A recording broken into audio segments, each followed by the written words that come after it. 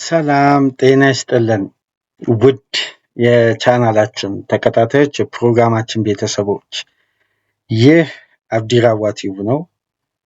ፕሮግራማችንን ላይክ በማድረግ እንዲጀምሩ አዲስ የሆናችሁ ሰብስክራይብ በማድረግ ለቻናላችን ቤተሰብ እንድትሆኑ የደወል ምልክቷን እንድትጫኑ በአክብሮት እየጋበዝን ይህንን ፕሮግራም ከሀገር ውጭ የምታደምጡ የቻናላችን ተከታታዮች በሱፐር ታንክስ፣ ሱፐር ስቲከር፣ ሱፐር ቻት ድጋፍ እንድታደርጉ በአክብሮት እየጋበዝን የሁለተኛ ክፍል ፕሮግራማችን በቀጥታ ትኩረት የሚያደርገው ትናንት ከተደረጉ ጨዋታዎች መካከል ምሽት 3 ሰዓት ላይ የተጀመረው በቪላ ፓርክ የተደረገው የአስቶን ቪላ እና የቶትናምን ጨዋታ እስቲ ይህንን ጨዋታ እንመልከት። ምክንያቱም ሮቤርቶ ዲዘርቪ በቶትናም አሰልጣኝነት ሲሾም ቶትናምን ካለመውረድ መታደግ ብቻ አይደለም፣ ቢወርድ ራሱ አሰልጣኙ ከቶትናም ጋር አብሮ እንደሚቆይ ኮንትራቱ ላይ ሰፍሮ በፕሪሚየር ሊግ አሁን ከሚገኙ አሰልጣኞች 3ኛ ከፍተኛ ደሞዝ ተከፋይ ሆኖ የ5 ዓመት ኮንትራት ሪስክ ያለውን ሰጥተውት ሲጀምር የእንግሊዝ ሚዲያ ሁሉ ቶትናም ቢወርድ ይሄን ሁሉ ደሞዝ እየከፈለ ነው ይሄን ሁሉ ዓመት ከዲዘርቪ ጋር የሚቆየው። ገና ስለ ፋይናንሻል ጫናው ነበር ሲነሳ የነበረው። ዲዘርቪ ሊያተርፍ የሚችልበትን አቅም እንዳለው ወይም የዲዘርቪ መምጣት ቶትናምን ሊቀይር እንደሚችል በተለይ ካላቸው ኳሊቲና ካላቸው ስብስብ አንጻር ቶትናሞች ወደ ሻርፕ ወደሆነ እንቅስቃሴ መጥተው ሲዝናቸውን አትርፈው ለቀጣይ ዓመት ግን ቶትናም በፕሪሚየር ሊጉ አሁን መቆየቱ የማይቀር ይመስላል። በጣም አስፈሪና ስጋት የሆነ ቡድን ዲዘርቪ ይዞ ማምጣት ይችላል።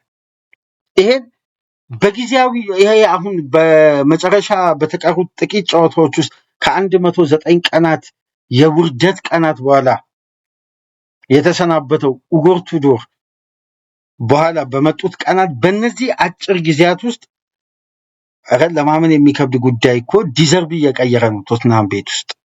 ለማመን የሚከብድ የሚያስገርም ጉዳዮችን መቀየር ጀምሯል በአስተማማኝና በሚታይ ሁኔታ። ባክ ቱ ባክ ማሸነፉ ብቻ አይደለም።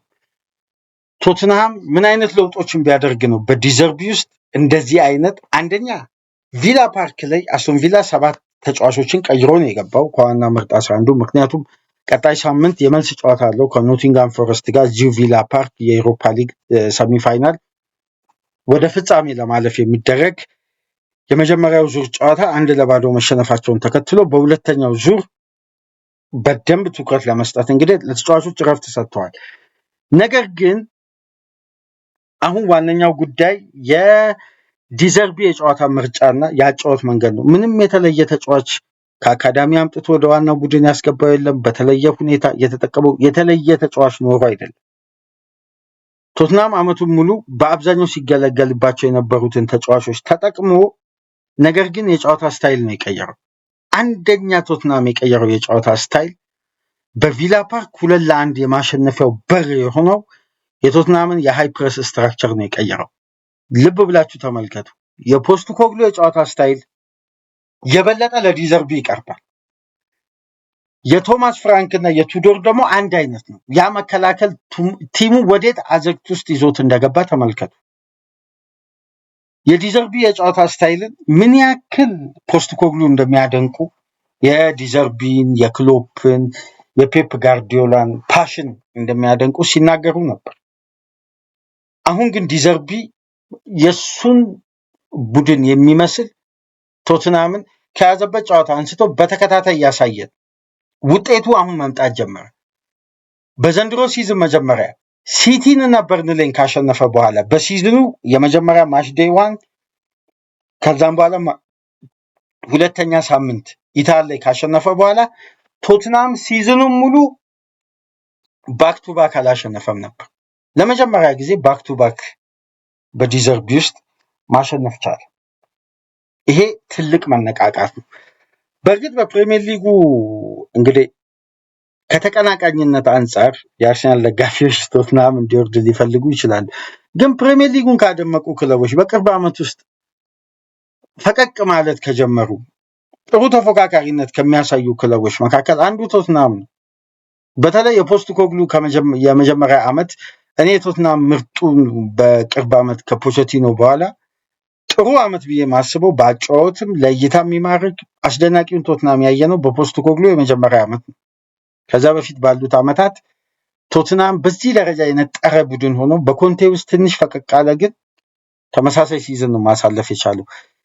የዲዘርቢ ቡድን የበለጠ በቶትናም ያ ዲዘርቢ ቦል ብለን በአንድ ወቅት ትልቅ ፕሮግራም የሰራ ነው። ኤስ ሲስተም አለ አይደል?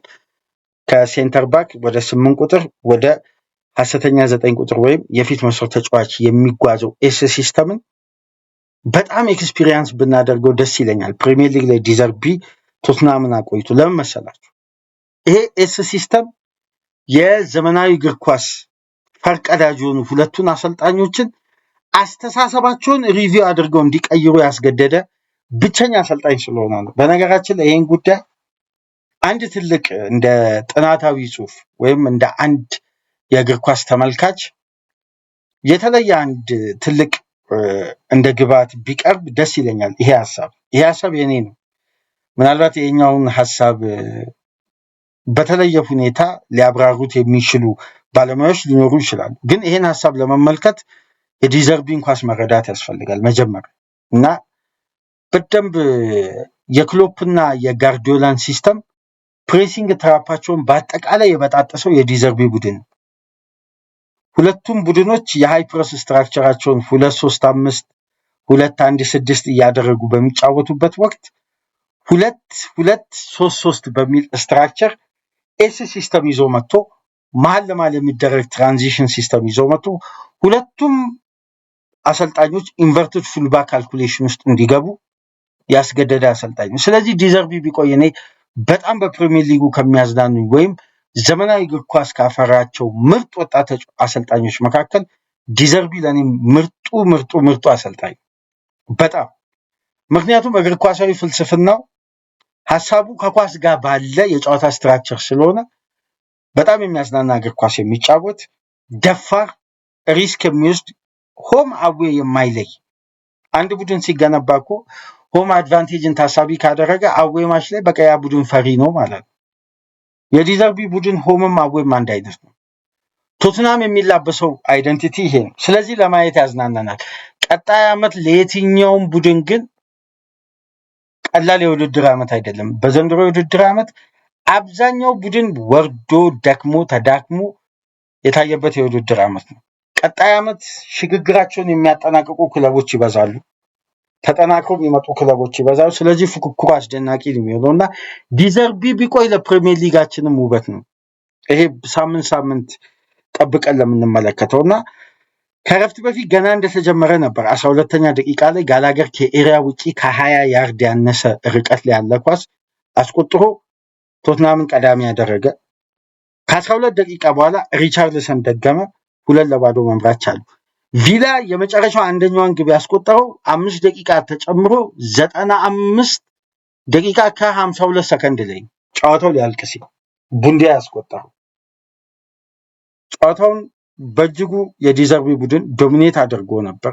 ዶሚኔት ማድረጉን ተጠቅሞ አድቫንቴጅ ወስዶ በአግባቡ ድልን ማስመዝገብ የቻለበት አስደናቂ ምሽት ነበር ለሮቤርቶ ዲዘርቢ እና ለቶትናም።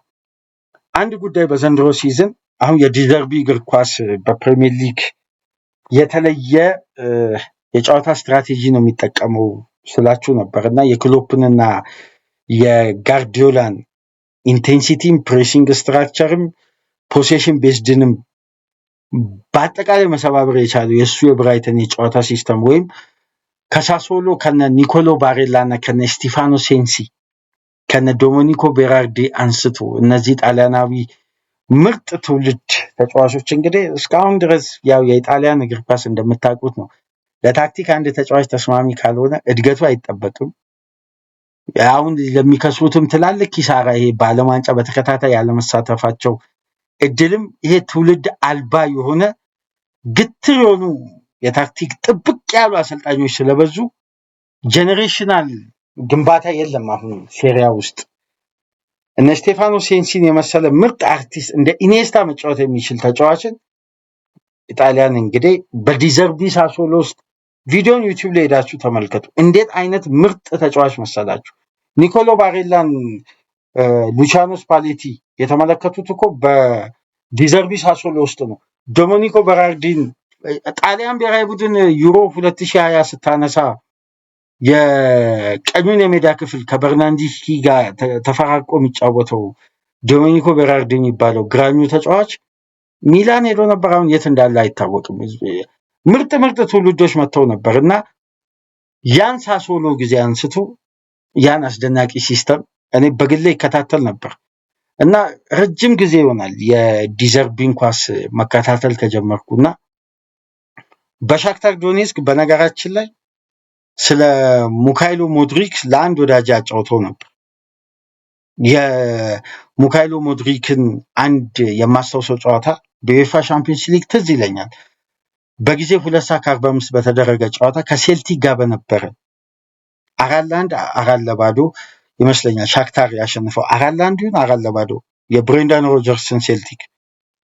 ያኔ ሙካይሎ ሞድሪክ የነበረው ስፒድ፣ ፔስ፣ ድሪብሊንግ ስኪል በዲዘርቢ ውስጥ ለማመን የሚከብድ ነው። በዲዘርቢ ስር ዲዘርቢ ለወጣት ተጫዋቾች ፈርቀዳጅ የሆነ በነፃነት እንዲጫወቱና ማንኛውንም የሜዳ ውስጥ እንቅስቃሴ ማንኛውንም የሜዳ ክፍል እንዲጠቀሙ ነፃነት በር የሚከፍት። እኔ የእንግሊዝ የበላይ ትላልቅ ቶፕ 6 ክለቦች አንድ የምረዳው ጉዳይ አለ። ማለት ዲዘርቢ የሚወስዳቸው የሪስክ ከፍታዎች የቡድናችንን ግንባታ አደጋ ውስጥ ይከታል ብለው ስለሚሰጉ ይሁን ይህን አሰልጣኝ ማይቀጥሩት ብዬ አስባለሁ። አሁን ማንቸስተር ዩናይትድ አሰልጣኝ በሚፈልግበት ወቅት፣ ሊቨርፑል የርገን ክሎፕን ለመተካት በሚያቅድበት ወቅት ተቀዳሚ ምርጫቸው ነበር። ግን ያልተስማሙበት ቅድመ ሁኔታ በጣም ብዙ ዝርዝር ጉዳይ አለ። እሱም በሌላ ጊዜ እናነሳለን። ቼልሲ፣ በተለይ ቼልሲ ይሄ ወጣት ስብስብ እኔ ቼልሲ በዚህ ስብስብ ምክንያቱም ዲዘርቢ የገነባቸው ቡድኖች ብራይተን፣ ሻክታርን፣ ሳሶሎን ለተመለከተ አማካይ እድሜው ወይም ከፍተኛ እድሜው ጣራ 29 እና 30 ነው። አብዛኛው ተጫዋች ያለው ከ25 ዓመት በታች ነው። ቼልሲ ይሄን ግንባታ በዲዘርቢ እይታ ውስጥ መመልከት ለምን እንዳልፈለገ አልገባኝም። ፖተርን አምጥተዋል አይደል? እኚህ ፖል ዊኒስተርሊ እና ላውረን ስቲዋርት የሚባሉ ሁለቱ ስፖርቲንግ ዳይሬክተሮች። እንደውም እኮ ላውረን ስቲዋርት የሚባለው እኮ ከዲዘርቢ ጋር ሰርቷል። ዲዘርቢን ያመጣ እኮ የቀጠረ ባለሙያ ነው። በብራይተን አብሮ በጋራ ሰርተዋል። ምክትል ስፖርቲንግ ዳይሬክተር ነበር። ግን እንዴት ቼልሲዎች እንዳልተመለከቷቸው ብዙም። ግን አሁን ቶትናም ትክክለኛውን አሰልጣኝ ያገኘ ይመስላል። ጨዋታውን ለተመለከተ ነው ይህም በነገራችን ላይ የምትረዱት። እና የዲዘርቢ ቡድን በፕሪሚየር ሊግ ማንም ቡድን ያላደረገውን ዲዘርቢ ከመጣ በኋላ ሶስተኛ የሜዳ ክፍል በአማካይ በሮበርቶ ዲዘርቢ ውስጥ ቶትናም 5.5 ፖሴሽኖችን ያሸንፋል በዲዘርቢ። ይሄ ማለት የሃይ ፕረሱን ስትራክቸር ተመልከቱ። በሃይስት አቨሬጅ ከየትኛውም ቡድን በላይ ፋይናል ሰርድ ላይ 5.5 በተጋጣሚ የመጫወቻ ክልል ወይም ሶስተኛ የሜዳ ክፍል ላይ 5.5 ፖሴሽን በአማካይ የሚያሸንፍ ቡድን በዘንድሮ የውድድር ዓመት በአጠቃላይ የትኛው ቡድን አላደረገም። ዲዘርቢ ከመጣ በኋላ ግን በቶትናም ቤት ይሄን ቁጥር ማሳካት ችሏል። ይሄ ማለት ምንድነው? ሪስክ አንድ ቡድን ግብ ማስቆጠር የቡድኑን ሁሉና የቡድኑን ዋስትና የሚሰጥ ከሆነ ማንኛውንም አይነት ሪስክ ቡድን መውሰድ አለበት። ተጠንቅቆም ውጤቱም ተፈልጎም አይቻልም። ስለዚህ የዲዘርቢ ቡድን ከሚያደርጋቸው ከሚጠቀማቸው የጨዋታ ስታይሎች ወይም የሚገለገልበት የጨዋታ ሲስተም መካከል ሪስኮችን በድፍረት መቀበልና ዋጋ መክፈል ነው። ዋጋ ሲከፈል ደግሞ ሁሌም አንድ ቡድን ትርፋማ ይሆናል፣ ውጤታማ ይሆናል። የበለጠ በተደጋጋሚ ጨዋታዎችን ለማሸነፍ እድሎችን ክሬት ያደርጋል። እድሎችን ክሬት እያደረገ በመጣ ቁጥር ለግብ እየቀረበ በመጣ ቁጥር አንድ ቡድን ግብ ለማስቆጠር አይቸገርም። የዲዘርቢ ስትራክቸር ይሄ ነው። ዲዘርቢ እና ቶትናም ወደ አሸናፊነት ተመልሰዋል። እንዲሁም ባክ ቱ ባክ ድል በማድረግ ከሬሌጌሽን ዞን በቀጥታ መውጣት ችሏል። በአሁኑ ሰዓት ቶትናም 17ኛ ደረጃ ላይ ሲገኝ ከተከታዩ ዌስትሃም በ1 ነጥብ ከፍ ብሎ በኩል ጨዋታ በ37 ነጥብ ከወራጅ ቀጠና መውጣት ችሏል። ዛሬ ምሽት እንግዲህ ማንቸስተር ሲቲ ወደ ኤቨርተን ሜዳ ተጉዞ የዴቪድ ሞይስ ኤቨርተንን ሲገጥም ቼልሲ ደግሞ ቼልሲ ከኖቲንግሃም ፎረስት ጋር በሜዳው ጨዋታን የሚያደርግ ይሆናል። ኖቲንግሃም ፎረስትም እንግዲህ 39 ነጥብ ላይ ነው የሚገኘው። በቀጣይ ኖቲንግሃም ፎረስትም አደጋ ውስጥ ሊገባ ይችላል እና ይህን ጨዋታ ለማሸነፍ ነው ኖቲንግሃም ፎረስት የሚገባው። ቼልሲዎችም በእጅጉ ይህን ጨዋታ የማሸነፍ ግዴታ ይኖርባቸዋል ማለት ነው። በአጠቃላይ የሮቤርቶ ዲዘርቢ ቡድን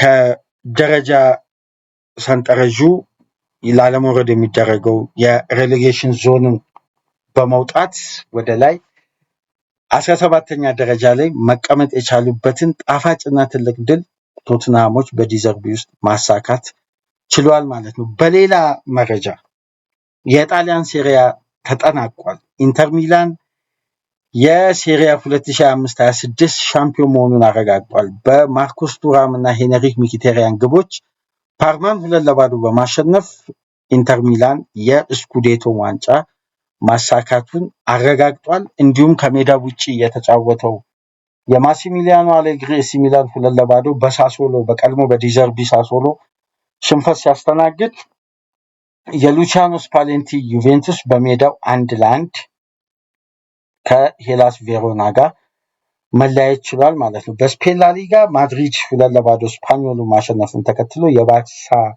የድል ብስራት ማድሪድ ቢጥል አቻ ቢወጣ ቢሸነፍ ባርሳ የላሊጋውን ዋንጫ ያነሳ ነበር። ነገር ግን ማድሪድ ማሸነፉን ተከትሎ እንግዲህ ለቀጣይ ሳምንት የባርሴሎና ድል ዘግይቷል ማለት ነው። ለማድሪድ ሁለቱንም ግቦች ማስቆጠር የቻለው ቪኒሲየስ ጁኒየር ነው። ማድሪድ በቀጣይ ሳምንት ምናልባት ቀጣይ አሰልጣኙን ይለያል ተብሎ ይጠበቃል። ያሳውቃል ሳይሆን ይለያል። ውስጣዊ ያሉ አመራሮች እንግዲህ እስካሁን ሊዲንግ ካንዲዴት እየተባሉ የሚገኙት ዘስፔሻል ማን ጆዜ ናቸው። ጆዜ ወደ ማድሪድ ይመለሳሉ ተብሎ በእጅጉ እየተጠበቀ ነው። ያም በኢጎ የተሞላውን የመልበሻ ቤት ያስተነፍሱታል፣ ማኔጅ ያደርጉታል፣ የማድሪድን ግንባታ ድጋሚ ይመራሉ ተብለው ይጠበቃሉ። ለቶትናም ደጋፊዎች በዚህ አጋጣሚ አንድ ጉዳይ ለመግለጽ ያክል